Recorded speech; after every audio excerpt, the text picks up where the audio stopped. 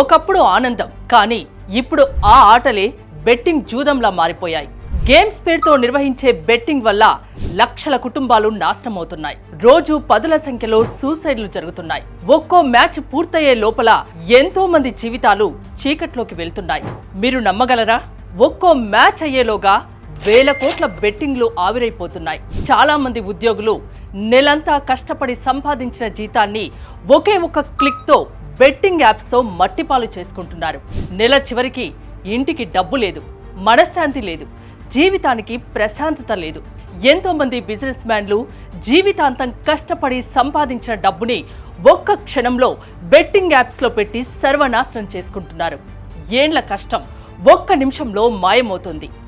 ఎంతో మంది యువత తల్లిదండ్రులు చెమటోడ్చి దాచిపెట్టిన డబ్బుని బెట్టింగ్ యాప్స్లో పెట్టి ఒక్క నిమిషంలో ఆవిరి చేసేస్తున్నారు.